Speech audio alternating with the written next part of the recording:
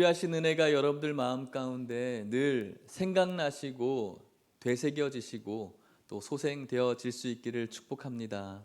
그 은혜 늘 기억하면서 기쁨으로 감사로 살아갈 수 있는 우리 모두가 될 수 있기를 소망합니다. 메리 크리스마스. 옆에 분들과 인사할까요? 메리 크리스마스라고 인사하겠습니다. 주님께서 이 땅에 오셨음을 기뻐하고 다시 오심을 마음 가운데 소망으로 기다리는 삶, 그것이 바로 성도의 삶이라고 생각을 합니다. 오늘 말씀을 통해서 예수님 오시기까지 특별히 요셉이 어떠한 삶을 살았는지를 살펴보면서 예수님 다시 오시기까지 우리 역시 어떤 삶을 걸어가야 되는지 살펴볼 수 있다면 이 말씀 속에 주시는 하나님의 은혜가 우리 가운데 있을 줄 믿습니다. 우리가 방금 마태복음 1장 말씀을 읽었는데 우리가 2주 전에 마리아의 이야기를 살펴보았습니다.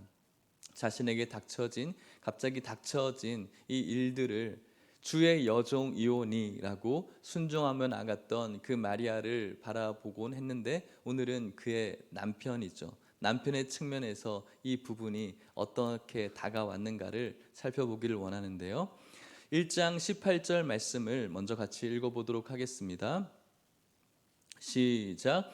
예수 그리스도의 나심은 이러하니라. 그의 어머니 마리아가 요셉과 약혼하고 성령으로 잉태된 것이 나타났더니. 약혼했다라고 이야기를 하고 있죠. 결혼하기 전에 먼저 약혼을 하고 또 결혼할 것들을 준비하면서 예비를 하죠. 이 당시에 유대인의 관습은 이제 결혼할 그 날짜에 한 1년 정도 전에 약혼을 하게 되어 있습니다. 1년 동안 이제 결혼식을 기다리는 것이죠.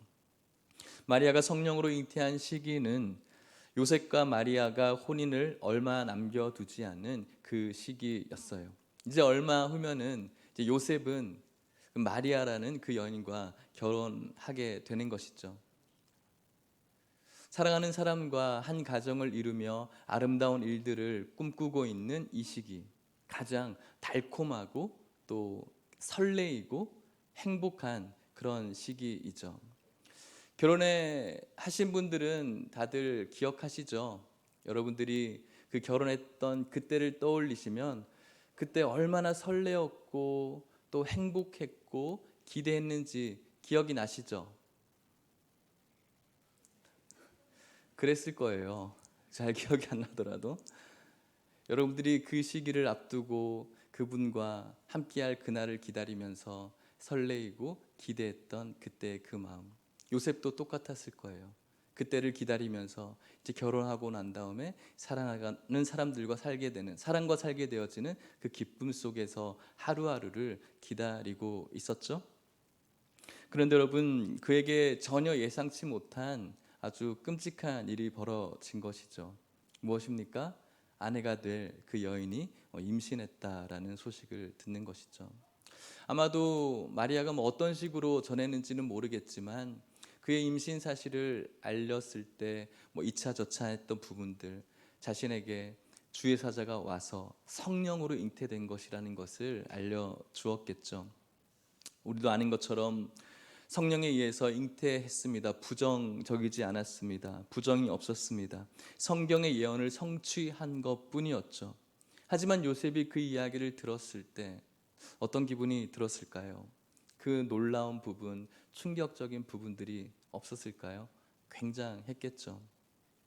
그 마리아에 대한 배신도 있었을 것이고 분노도 있었을 것이고 배신과 분노와 짜증과 모든 것들이 견합된 그 비통함 속에 빠져 있었겠죠. 아무리 요셉이 마리아로부터 내가 잘못된 것이 아니라 하나님의 사자가 찾아와서 성령으로 잉태된 거예요 라고 설명했지만 그 설명이 곧이곧대로 받아들일 수도 없고 지금 이 순간 아무것도 생각나지 않고 그저 이 한 여인에 대한 분노로 가득 찰 수밖에 없는 상황일 수밖에 없죠. 우리들 같아도 충분히 그랬을 거라는 생각이 듭니다. 요셉의 선택은 이 여인이 이제 부정한 여인이고 임신했음을 사람들에게 알리고 사람들이 율법에 의해서 돌로 쳐 죽이는 그런 모습이 있어야 자신 역시도 율법을 지키는 것이다라고 생각할 수도 있고, 그것이 자신의 어떤 감정을 조금이라도 누그러뜨릴 수 있는 그런 모습일 수도 있습니다. 그런데 여러분, 요셉은 그 방법을 선택하지 않았어요. 마태복음 1장 19절 말씀을 같이 읽어볼게요. 시작. 그의 남편 요셉은 의로운 사람이라 그를 드러내지 아니하고 가만히 끊고자 하여. 요셉이 선택한 방법은 마리아의 임신 사실을 이야기하며 율법으로 치는 것, 돌로 쳐서 죽이는 것을 선택한 것이 아니라 그 사실, 그 수치를 드러내지 않고 가만히 이혼 증서를 주고 그 관계를 끊는 것, 파혼의 길을 선택한 것이죠. 이 길이야말로 자신이 유대인으로서 율법도 지키고 또 마리아라는 이 여인의 생명도 지킬 수 있는 한 남자의 최선의 선택이었던 것이죠. 이런 글을 성경은 의로운 자라고 이야기를 하고 있습니다. 힘들고 어려운 이 고통스러운 상황 속에서 하나님을 바라보고 자신에게 상처를 주고 고통을 준 그 상대를 용서하고 그 사랑으로 상대방의 허물을 가려주는 것, 그것을 의로운 자라고 이야기를 하고 있는 것이죠. 이렇게 자신의 극한 감정을 잘 다스리고 상대방의 이 수치, 허물을 가려다 주는 것, 가려주는 것, 이것은 오늘날을 살아가는 저와 여러분들에게도 굉장히 큰 의미가 있다라는 생각이 듭니다. 세상적으로 우리들이 느끼는 일반적인 사람들을 바라보면 사람들로부터 어떤 배신이라든지 다른 일로 상처를 받게 되어지면은 그 상처에 대해서 극도로 분노하게 되고 그 분노를 갚아주기 위해서 최대한 노력하는 모습이 이 세상의 모습이라고 할 수가 있겠죠. 아주 오래된 드라마인데 다모라는 드라마가 있었어요. 혹시 아시는지 모르겠는데 이서진 이렇게 하지원인가 나왔던 드라마인 것 같아요. 그때 굉장히 유명한 대사가 있는데 기억나는지 모르겠지만 아프냐? 그다음에 뭐죠? 나도 아프다. 우리 여자분들이 굉장히 많이 기억하시는 것 같아요. 아프냐? 나도 아프다. 아프지? 나도 같이 아파. 동감해주는 그런 모습이죠. 오늘날 세상 사람들의 모습은 아프냐? 나도 아파. 너는 더 아파야 돼. 이런 마음으로 내가 가지고 있는 분노를 가지고 그 사람에게 더 쏟아붓는 것, 이것이 세상을 살아가는 많은 사람들이 느끼는 일반적인 감정이라고 할 수가 있겠죠. 그런데 이런 불행한 일들이 세상에서만 벌어지는 것이 아니라 우리가 함께 예배드리는 이 예배 공동체, 교회에서도 충분히 일어나기 쉬운 일이라는 것이죠. 상처를 주고 상처를 받고 상처를 주고 또 상처를 받고, 이것이 우리들과 굉장히 가까이 있는 밀접한 모습이라는 것입니다. 뉴스에 간간히 연예인들의 안타까운 극단적인 선택의 기사를 보게 됩니다. 자신의 생명을 이렇게 끊는 부분이죠. 굉장히 안타까운 부분이죠. 왜 그런 일이 벌어졌습니까? 악플 때문이었죠. 무심코 던진 그 한마디 한마디가 쌓여서 그 사람을 괴롭게 만드는 겁니다. 돈도 있고 명예도 있고 사람들이 주는 시선과 인기도 있었지만 그 안 좋은 말들이 하나하나씩 쌓여가면서 그 사람을 결국은 죽이게 만드는 것이죠. 이런 영적인 악플들이 우리 모임과 교회에도 있을 수 있다는 것이죠. 우리에게는 험담거리를 기가 막히게 찾아내는 그런 영안이 있는 것 같아요. 하나님의 말씀 속에서 주시는 그 예수 그리스도의 폭포수와 같은 은혜를 발견하는 그 영안이 아니라 상대방과 형제 자매가 가지고 있는 그 연약한 부분들을 기가 막히게 찾아내는 영안 말이죠. 그것을 가지고 그 사람이 가지고 있는 연약함을 들춰내고 또 험담하고 이야기하는 그런 모습들이 우리들에게도 충분히 있다라는 것입니다. 영적을 악플을 전했던 우리들은 잘 몰랐다고 이야기할 수가 있겠죠. 하지만 누군가에게 들은 그 이야기가 전해지고 전해져서 결국은 다른 모양으로 한 사람의 영혼을 상처 주게 되는 것입니다. 예능 프로그램을 보면은 고요 속의 외침이라는 그런 게임이 있어요.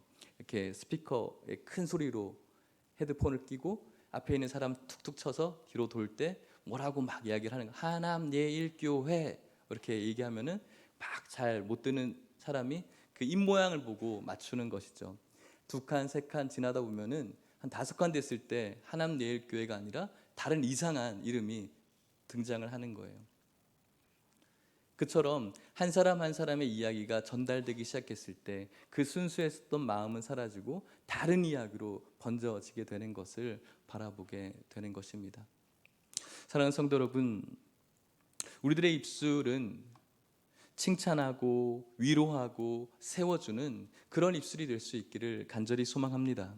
우리 공동체가, 우리 교회가 그런 영적 악플이 이곳에서 저곳에서 번지는 그런 이상한 공동체가 아니라 여러분들의 입술이 사람들을 위로하고 세워주고 격려하고 보듬어주고 안아줄 수 있는 그런 입술이 될 수 있기를 간절히 소망합니다.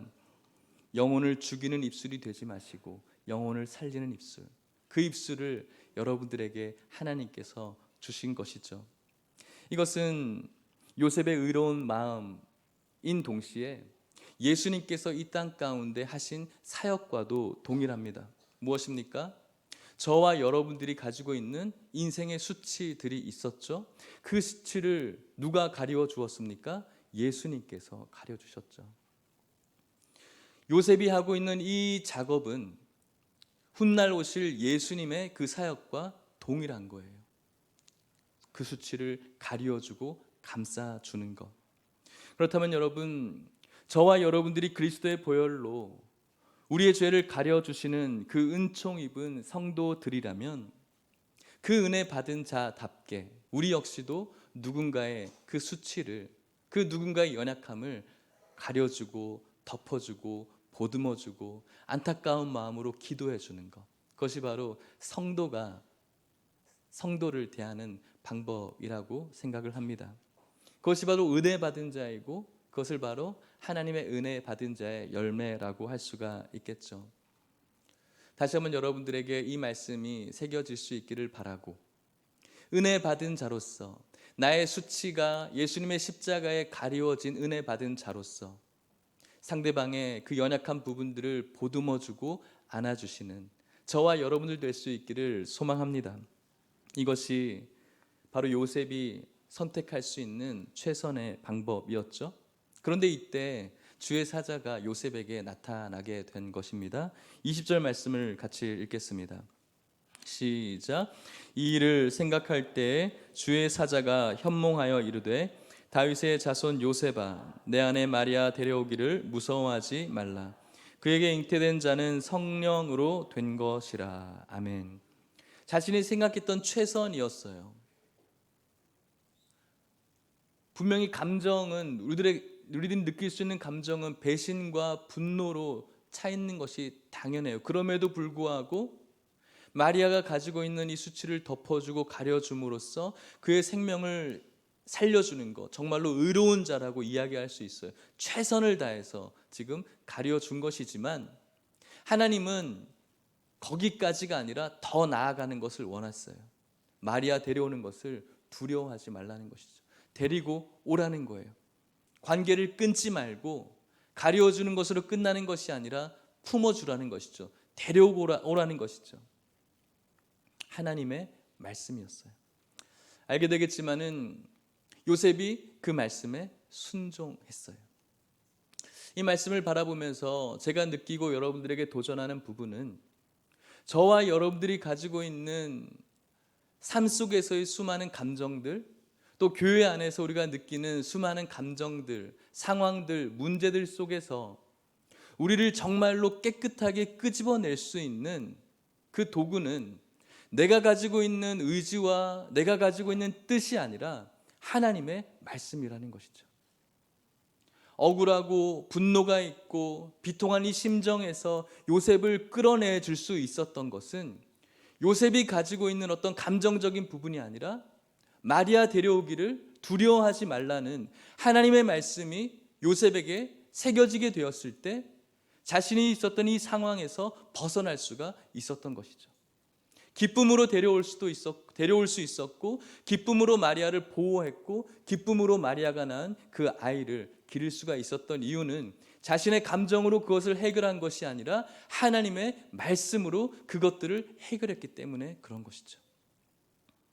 사랑하는 성도 여러분, 오늘날 여러분들이 헤쳐나가야 되는 수많은 상황적인 어려움이 있을 줄 압니다. 또 생각하고 있는 수많은 생각 속에서 번민하고 고민하는 여러분들의 모습이 있는 줄로 압니다. 하지만 그 고민과 상황 속에서 여러분들을 깨끗하게 건져내 줄 수 있는 것은 여러분들이 가지고 있는 탁월한 선택과 여러분들이 가지고 있는 탁월한 어떤 지혜와 기술들이 아니라 오늘도 우리들에게 주신 하나님의 말씀에 순종하는 것이 바로 그 상황 속에서 너무나 깨끗하게 기쁜 마음으로 탈출하는 그런 비결이 되는 줄 믿으시기를 바랍니다. 그래서 하나님의 말씀에 가까이 하되 더 가까이 할 수 있기를 축복합니다.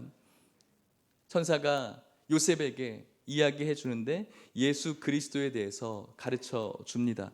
21절에서 23절 말씀을 읽어볼게요. 시작. 아들을 낳으리니 이는 그가 자기 백성을 그들의 죄에서 구원할 자이심이라 하니라. 이 모든 일이 된 것은 주께서 선지자로 하신 말씀을 이루려 하심이니 이르시되 보라 처녀가 잉태하여 아들을 낳을 것이요 그의 이름은 임마누엘이라 하리라 하셨으니 이를 번역한즉 하나님이 우리와 함께 계시다 함이라. 아멘. 아들을 낳을 텐데 그 이름을 무엇이라고 하라고요? 예수. 예수가 어떤 뜻을 가졌습니까? 자기 백성을 그들의 죄에서 구원할 자라고 이야기를 하는 것이죠. 자기 백성을 죄에서 구원할 자. 어떤 걸 가리키고 있는 것이죠? 우리들의 수치를 가려주실 자라고 이야기를 하는 거예요. 요셉이 하고 있는 이 순종이, 요셉이 했던 이 선택이 마리아의 수치를 가려다 주었던 것처럼 예수님의 사역 역시도 이 땅 가운데 오셔서 우리의 죄를 가려주시고 우리의 구원할 자임을 가르쳐주고 있는 것이죠. 그리고 그의 이름을 무엇이라고 또 이야기했습니까? 임마누엘이라고. 임, 함께, 마누, 우리, 엘, 하나님. 하나님이 우리와 함께 하시다. 그분께서 우리 인생에게 함께 하시는 놀라우신 사역들, 그것을 이야기해 주고 있는 것입니다. 이것을 풀어주고 난 다음에 요셉이 어떻게 반응합니까? 24절, 25절 말씀을 읽어볼게요. 시작. 요셉이 잠에서 깨어 일어나 주의 사자의 분부대로 행하여 그의 아내를 데려왔으나 아들을 낳기까지 동침하지 아니하더니 낳음의 이름을 예수라 하니라. 아멘. 하나님의 말씀을 집중하고 그 마음, 마리아 데려오기를 두려워하지 말라라는 그 마음과 예수의 이름을 마음에 새긴 후에 요셉의 반응은 그의 아내를 데려왔다고. 데려온 것은 정식 결혼을 했다라는 것을 의미합니다. 굉장히 어려운 결단을 했었죠. 왜 그렇습니까? 동거하기 전에 벌써 배불러 있는 이 여인을 데리고 온다라는 것, 사람들의 시선도 있지 않습니까? 정말로 어려운 결단이었습니다. 자신은 그저 파혼만으로 끝내려고 했지만, 그것만으로도 최선을 다했지만 하나님께서는 더 한 걸음을 요구한 것이죠. 뿐만 아니라 25절 보면은 그 아들을 낳기까지 동침하지 아니했다라고 말씀합니다. 왜 동침하지 아니했을까요? 부정한 여인이라서 했을까요? 그렇지 않아요. 메시아의 출생, 거룩하신 메시아의 출생을 더럽히지 않으려는 요셉이 가지고 있는 신앙적인 모습이었던 것이죠. 하나님께서 말씀하신 아들이신 예수 그리스도가 이 땅 가운데 오시기까지 마리아의 이 순결을 거룩하게 지켜주고 보호해 줌으로 인해서 자신이 가지고 있는 어떤 인간적인 욕망보다 하나님의 말씀을 더 우선순위에 두고 있는 믿음의 모습이라고 할 수가 있는 것이죠. 이 모든 것들을 어떻게 했다라고 말씀합니까? 분부대로 했다라고 말씀하는 것이죠. 분부대로. 하나님의 분부대로 순종했다.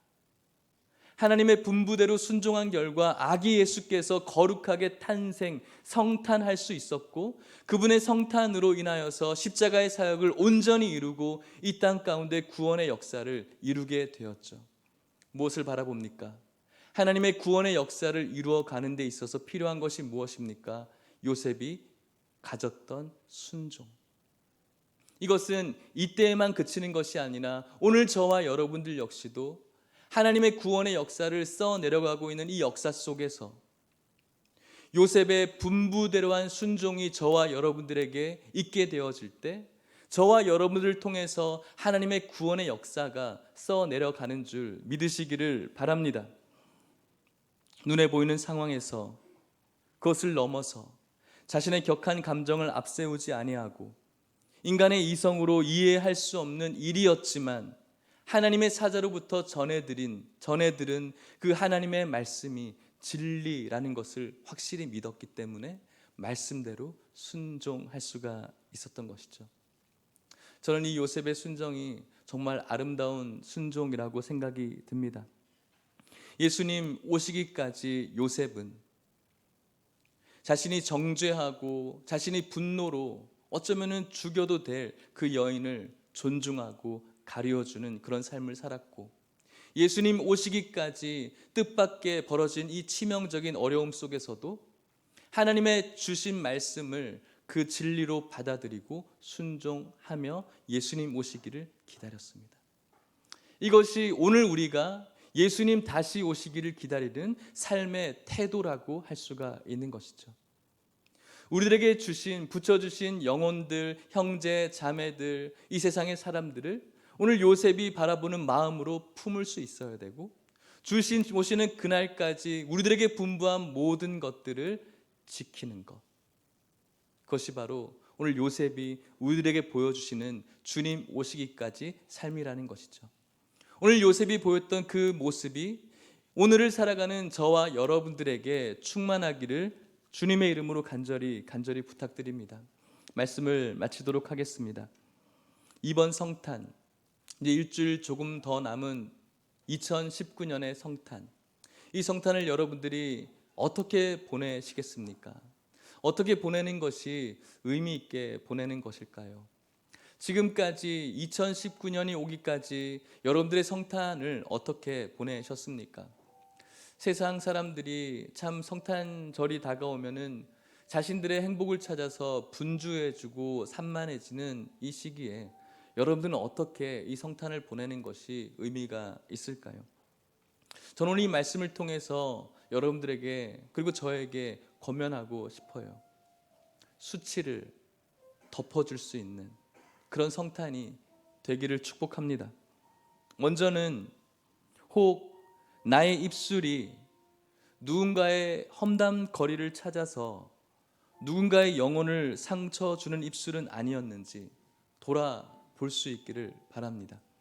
지난 1년 동안 우리가 수많은 말을 했을 텐데 그 말들 속에서 누군가를 상처 주진 않았는지, 나의 남편과 나의 아내와 나의 자녀들에게 쏟아냈던 말들, 또 우리 사랑하는 형제들, 우리 사랑하는 자매들,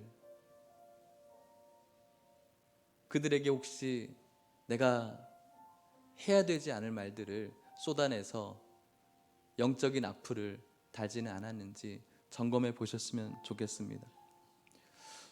누군가를 용서할 수 있다면 또 용서해주고 가리워주고 허물을 싸매어주는 그런 성탄절이 될 수 있기를 축복합니다.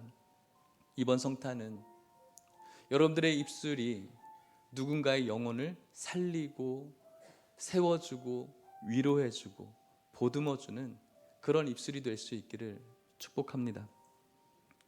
지난 한 해 주님께서 세우신 이 귀한 교회를 목양하면서 저의 관심은 여러분들에게 예수 그리스도의 복음을 온전히 전하고 또 여러분들이 영적인 행복을 가질 수 있는 것, 저의 관심은 그 이상 그 이하도 아니었어요.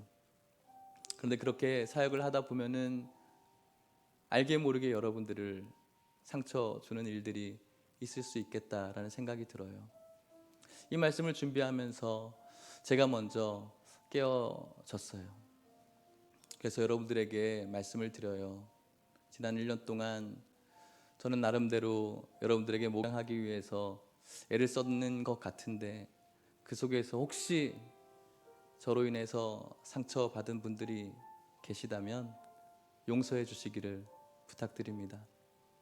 뿐만 아니라 이 용서의 마음을 가지고 서로를 사랑할 수 있는 그런 공동체가 우리 하남예일 공동체 될 수 있기를 축복합니다.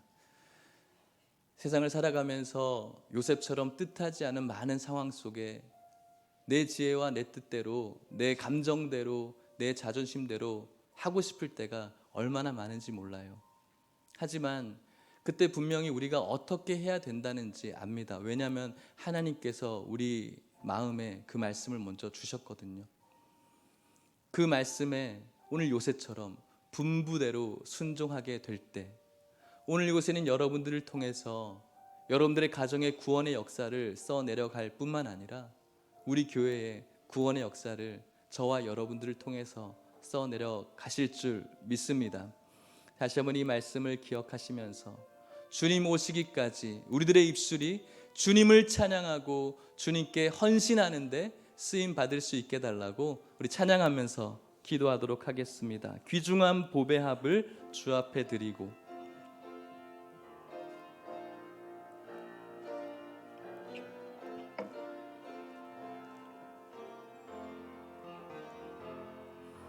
귀중한 보배 합 주 앞에 드리고 우리의 몸과 맘도 다 함께 바치세. 진리는 오묘하고 사랑은 성결해. 주께서 탄생하신 우리의 성탄 주님 주신 은혜를 기억합시다. 주께서 주신 은혜, 주께서 주신 은혜 한없이 크오니 우리가 받은 것을 감사히 바치세. 기쁨은 충만하고 소망은 불변. 경배를 드립시다. 정성과 마음을 다해 경배를 드리세. 들에서 밤을 새며 양치던 목자들 하늘의 여인난 영광 보고서 놀랐네. 천사의 기쁜 소식 목자들 듣고서 찾아와 경배하며 영광을 돌렸네. 같이 기도합시다. 다가오는 성탄절 무엇을 위해서 여러분들이 나아가는지 생각해 보십시오. 어떻게 보내시겠습니까? 예년처럼 그냥 시간이 흘러가는 대로 세상의 기분에 맞춰서 도취되어서 보내시겠습니까? 오늘 주신 말씀 붙들고 요셉이 마리아의 수치를 가려줬던 것, 또 뜻하지 않았던 상황 속에서 하나님의 말씀을 순종했던 것, 이것들을 생각하면서 이번 성탄 여러분들에게 유의미한 그런 성탄이 될 수 있게 해달라고 기도하시고, 여러분들의 가정, 남편과 아내와 자녀들에게 쏟아냈던 말들, 또 우리 공동체 형제 자매들에게 했던 말들을 기억하면서 회개할 것들은 같이 회개하고 용서할 것들은 함께 용서하며 이 여러분들에게 주신 가정과 교회와 또 모든 공동체를 아름답게 세워나갈 수 있는 우리 모두가 되어질 수 있게 해달라고 우리 같이 한번 기도하도록 하겠습니다. 하나님 아버지, 감사합니다. 이 시간 요셉의 스토리를 기억하면서 예수님 오시기까지 그가 겪었던 일들 속에 오늘 우리가 살아가야 될 삶의 모습이 있는 줄 압니다.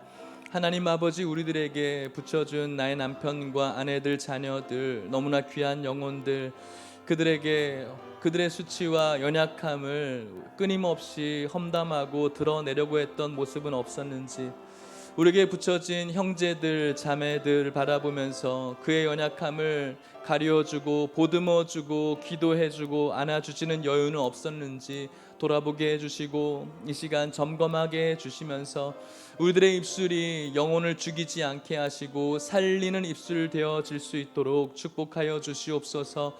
하나님의 말씀에 순종함으로 말미암아 이곳에 있는 우리들을 통해서 하나님의 구원의 역사를 써내려갈 수 있도록 축복하여 주시옵소서. 사랑의 하나님 아버지, 귀한 성탄을 맞이해서 주님의 나심을 기억하며 말씀으로 들어가게 하시니 감사합니다. 요셉이 겪게 되었던 이 엄청난 일들 속에서도 하나님을 바라보면서 예수님이 우리의 수치를 가리워 주었듯이 마리아의 수치를 가려주는 그의 모습을 바라봅니다. 하나님 아버지, 지난 한 해 동안 우리가 우리 식구들에게, 우리 형제 자매들에게 많은 말들을 했을 텐데 그 말들 진실로 그 영혼들을 위해서 살리는 말이었는지, 아니면 내 기분과 내 감정을 풀어내기 위해서, 해소하기 위해서 혹 그들의 모습을 죽이고 있진 않았는지 돌아보게 하여 주시옵시고, 회개할 것들을 회개하게 하시고 용서할 것들을 용서할 수 있는 우리 모든 성도님들 될 수 있도록 축복하여 주시옵소서. 하나님 아버지, 우리들에게 주어진 뜻밖의 상황들, 환경들 있습니다. 내 감정과 내 지혜와 내 뜻대로 풀어가지 않게 하시고 주신 말씀 분부대로 순종하며 그 모든 상황 속에서 탈출할 수 있도록, 승리할 수 있도록 우리 모든 성도들을 축복하여 주옵소서.